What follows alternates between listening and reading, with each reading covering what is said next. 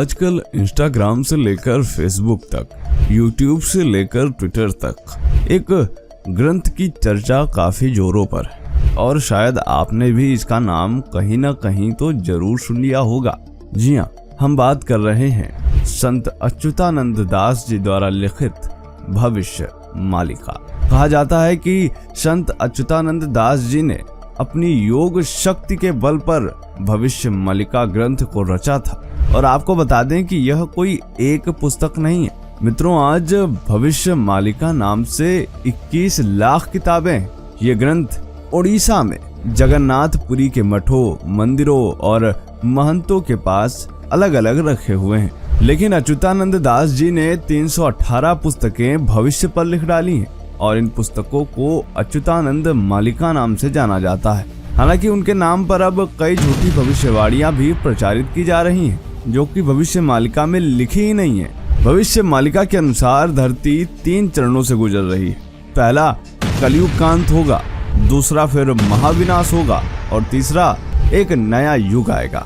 तो आज की इस वीडियो में मैं आपको बताने वाला हूं कि क्या जगन्नाथपुरी धाम खत्म हो जाएगा, क्या मुख्यमंत्री योगी भारत के प्रधानमंत्री बनने वाले हैं, क्या रूस हिंदू राष्ट्र बनेगा, क्या पाकिस्तान की ये दुर्दशा पाकिस्तान के अंत पर खत्म होगी। ये सारी बातें मैं आज आपको भविष्य मालिका से बताने वाला हूँ और यकीन मानिए यह वीडियो देखकर आप हिल जाएंगे।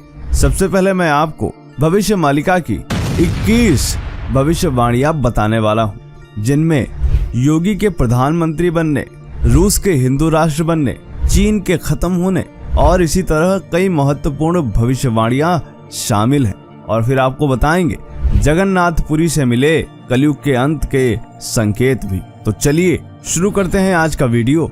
मेरा नाम है धीरेन्द्र और आप देख रहे हैं द साइंटिफिक हिंदू।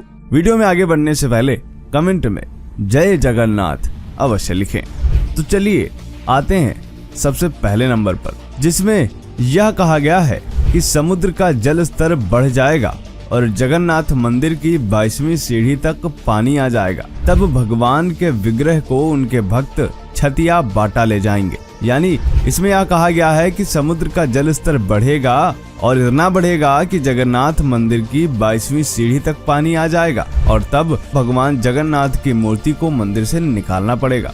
दूसरी भविष्यवाणी में वह कहते हैं कि आसमान में 2 सूर्य निकलने का आभास होगा। यह आसमानी पिंड होगा जो बंगाल की खाड़ी में गिरेगा और ओडिशा जलमग्न हो जाएगा। यानी एक उल्का पिंड गिरने की बात यहाँ पर संत अच्युतानंद दास जी कह रहे हैं। तीसरी भविष्यवाणी में कहते हैं कि बदल जाएगी धरती की धुरी, इसके बाद कई भूकंप आएंगे। इसमें अच्युतानंद दास जी भूकंप के बारे में बता रहे हैं और हाल ही में हम यह देख रहे हैं कि भूकंप आने की संख्या बढ़ती जा रही है और भूकंप का केंद्र धीरे धीरे भारत की ओर ही खिसकता चला आ रहा है। चौथी भविष्यवाणी है कि किसान खेती का काम बंद कर देंगे और जंगली जानवर गांव और शहर पर हमला करना शुरू कर देंगे। जैसा कि हम देख रहे हैं कि आज के समय में कोई भी व्यक्ति खेती नहीं करना चाह रहा है और वह सब काम बंद करके शहर आ रहे हैं। या यूँ कहें कि जिस व्यक्ति के पास विकल्प है तो वह खेती नहीं ही करना चाहता है। यह भी भविष्यवाणी अच्युतानंद दास जी की सच साबित होती दिख रही है। 5वीं भविष्यवाणी में अच्युतानंद दास जी कहते हैं कि धरती पर हो रही प्राकृतिक आपदाओं के कारण धरती पर 7 दिन तक अंधेरा रहेगा। कहा जा रहा है कि यह घटना 2022 से 2029 के बीच होगी। 6ठी भविष्यवाणी में अच्युतानंद दास जी बहुत बड़ी बात कहते हैं। वो लिखते हैं कि एक और प्राकृतिक आपदाएं होंगी तो दूसरी ओर होगा महायुद्ध। तीसरे विश्व युद्ध की शुरुआत शनि के कुंभ राशि में प्रवेश करने पर हो जाएगी। यानी अच्युतानंद दास जी यह बता रहे हैं कि जब इस बार तृतीय विश्व युद्ध होगा तो प्राकृतिक आपदाएं जैसे भूकंप, सुनामी, तूफान, बाढ़ ये भी आएंगी और उस समय तृतीय विश्व युद्ध चल रहा होगा। 7वीं भविष्यवाणी तो काफी हैरान कर देने वाली है। इसमें अच्युतानंद दास जी लिखते हैं कि तीसरा विश्व युद्ध 6 साल 6 महीने तक चलेगा। चीन 13 मुस्लिम देशों के साथ मिलकर भारत पर हमला कर देगा। आखिर के 13 माह भारत युद्ध में शामिल होगा और यह भारत की लड़ाई होगी। भारत की इसमें विजय होगी। भारत सदा के लिए अपने दुश्मनों को न सिर्फ खत्म करेगा बल्कि विश्व गुरु भी बन जाएगा। अगर हम आज के परिप्रेक्ष्य में इसको देखें तो भारत आज एक उभरती हुई ताकत है और चीन सबसे ज्यादा असुरक्षित महसूस कर रहा है और मुस्लिम देशों से उसकी नजदीकियां तो बढ़ती ही जा रही हैं। फिर चाहे वह हमारा देश पाकिस्तान हो, तुर्की जैसा देश ही क्यों ना हो, इनके साथ मिलकर भारत को खत्म करना चाहता है और अगर स्थिति बिगड़ी तो युद्ध हो भी सकता है। नंबर 8 पर आते हैं, जिसमें अच्युतानंद दास जी कहते हैं कि भारत का आखिरी राजा एक शक्तिशाली हिंदू होगा, जो योगी पुरुष होगा, जिसकी कोई संतान नहीं होगी, उसमें विश्व का नेतृत्व करने की अद्भुत क्षमता होगी, वह धर्म के सहारे शांति स्थापित कर पाएगा। यानी आज के परिप्रेक्ष्य में देखें तो ऐसा राजा तो हमें एक ही दिखता है और वह है यूपी के मुख्यमंत्री योगी आदित्यनाथ। क्योंकि अगर हम प्रधानमंत्री मोदी के परिप्रेक्ष्य में इस भविष्यवाणी को देखें तो मोदी जी योगी नहीं है, वहीं आदित्यनाथ जी, जिनके नाम के आगे योगी भी लगता है, और वह गोरखपुर धाम के मठाधीश भी रहे हैं। यानी जब कलयुग का अंत होने वाला होगा तब भारत का आखिरी राजा एक योगी पुरुष होगा, जो धर्म के सहारे पूरी दुनिया में शांति लाएगा। इस भविष्यवाणी पर लोग विश्लेषण करके कह रहे हैं कि अब प्रधानमंत्री योगी बनने वाले हैं। क्या आपको भी यही लगता है? आते हैं नंबर 9 पर, जिसमें अच्युतानंद दास जी कहते हैं कि उस वक्त उड़ीसा का अंतिम राजा गजपति महाराज होगा। इसी दौरान भगवान कल प्रकट होंगे, जो युद्ध में भारत का साथ देंगे। इस भविष्यवाणी में अच्युतानंद दास जी कह रहे हैं कि जब गजपति महाराज उड़ीसा के राजा होंगे तो यही कलयुग का अंतिम समय होगा और इस दौरान भगवान कल की प्रकट होंगे।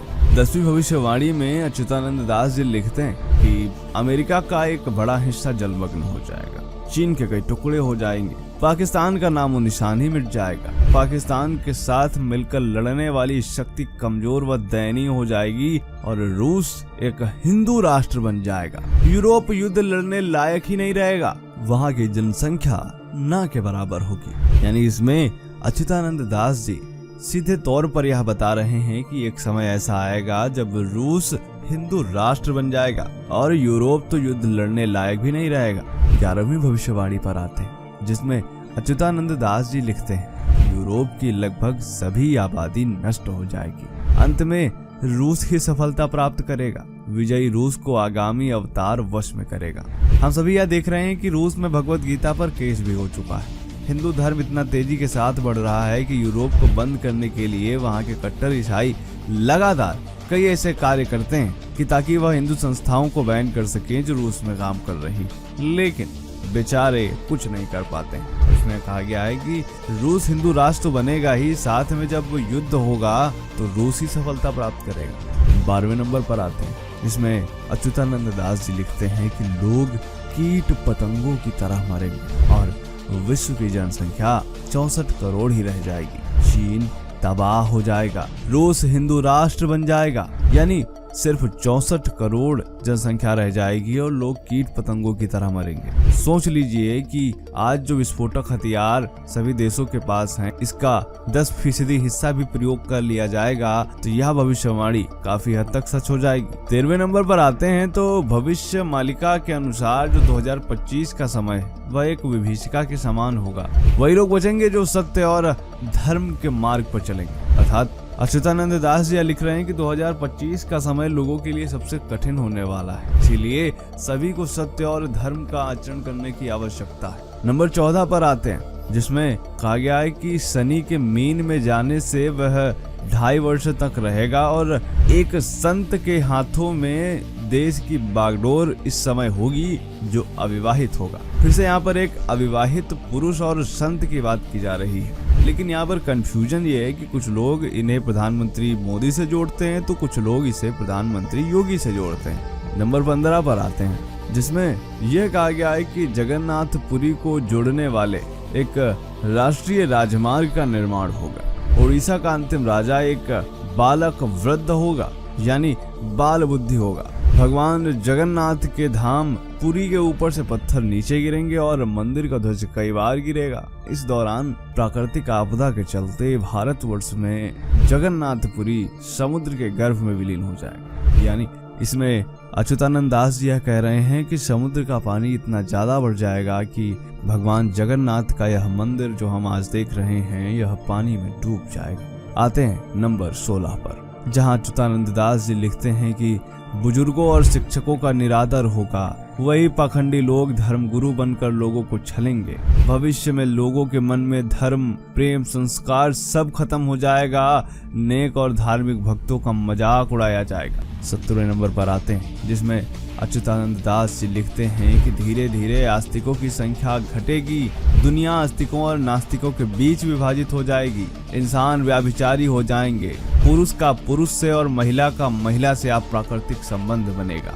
यानी अच्युतानंद दास जी ने वह इमेजिन कर लिया था जो आज के समय में एक मॉडर्न ट्रेंड समझा जा रहा है। यहीं से आप अंदाजा लगा सकते हैं कि अच्युतानंद दास जी की दूरदर्शिता क्या थी। आते हैं नंबर 18 पर, जो कि है कि इंसान के घर पर जानवरों का हमला होगा। आए दिन इंसान और जानवरों में भिड़ंत होते हुए दिखेगी।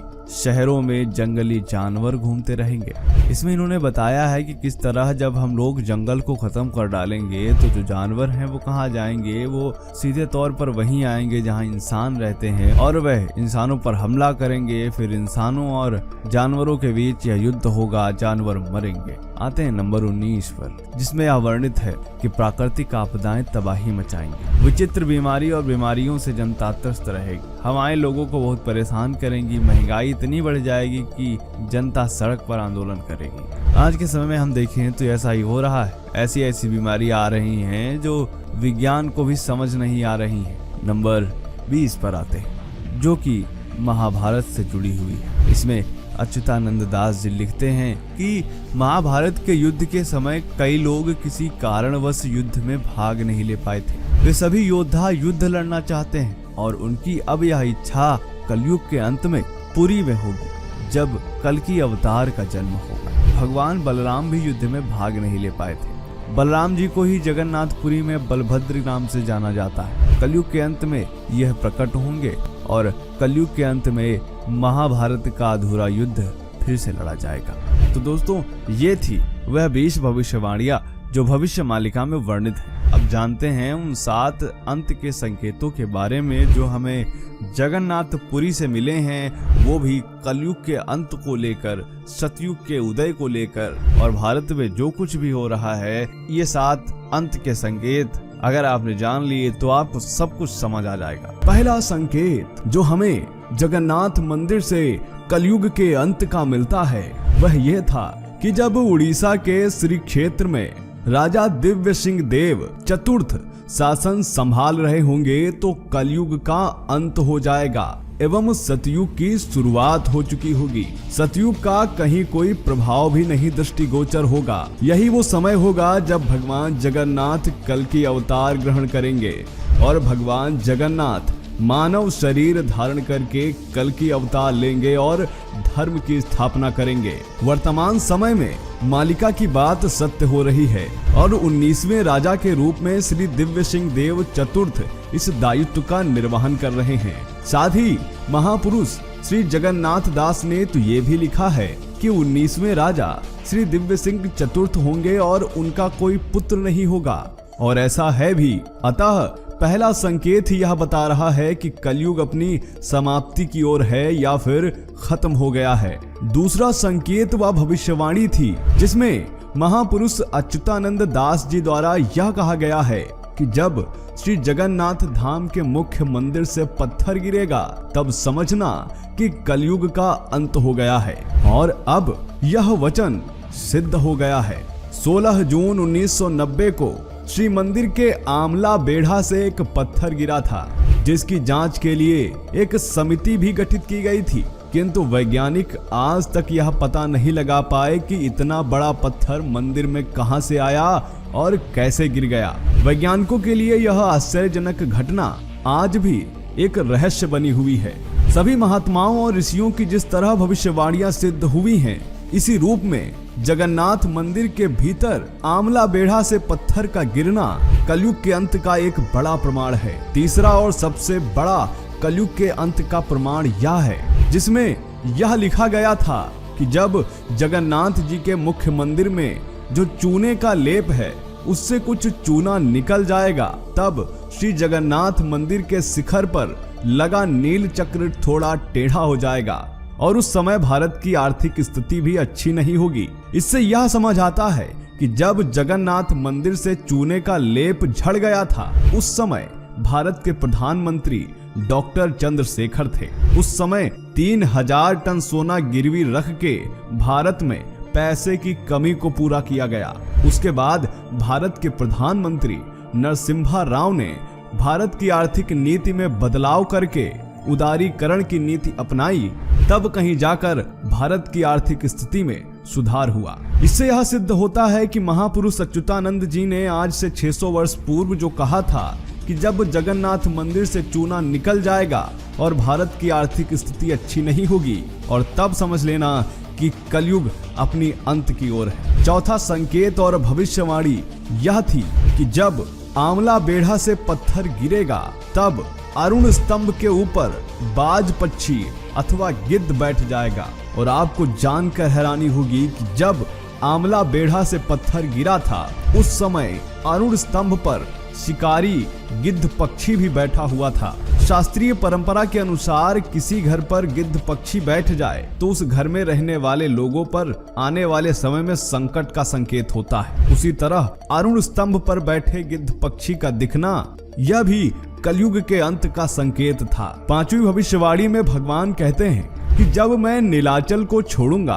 तो मेरे रत्न जड़ित सिंहासन के ऊपर छत्र में पहले आग लग जाएगी और मेरे परिसर में आधी रात को चोरी होगी, पत्थर गिरेंगे, गिद्ध मेरे अरुण स्तंभ पर बैठ जाएगा। और यह सारी चीजें श्री जगन्नाथ क्षेत्र में घटित हो चुकी हैं। इससे यह सिद्ध होता है कि कलयुग अपने पतन की ओर है। और कई बार ऐसी घटनाएं हुई हैं जब जगन्नाथ मंदिर में चोरी की कोशिश की गई है और मंदिर को क्षति भी पहुंची है। छठी भविष्यवाणी में यह कहा गया है कि जब श्री जगन्नाथ मंदिर के रसोई घर पर बिजली गिरेगी, तब कलयुग समाप्त हो जाएगा।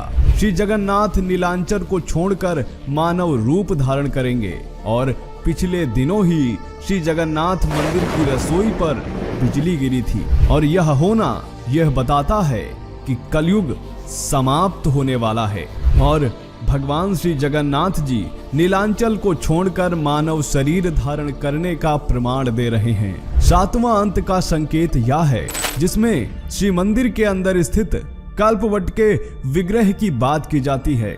और कल्पवट की तुलना भगवान के शरीर से की गई है, यानी कल्पवट से कोई छोटा सा टुकड़ा भी तोड़ ले तो भगवान के शरीर को बहुत कष्ट होता है। और आज यह सोचने वाली बात है कि कल्पवट की शाखा बार बार टूट रही है।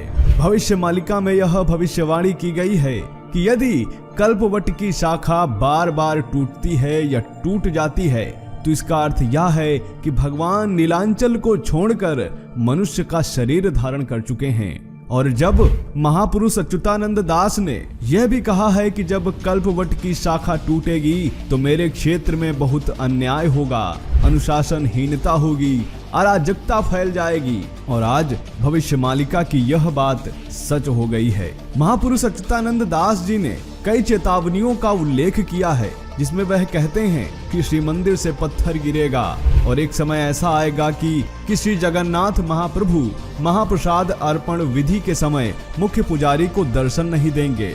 उस समय महाप्रभु का महाप्रसाद मिट्टी में दबा दिया जाएगा। उस समय बार बार तूफान आएगा, समुद्र का जल स्तर बहुत ऊपर उठेगा, पृथ्वी पर बाढ़ आएगी जो आज धरती पर देखने को भी मिल रहा है।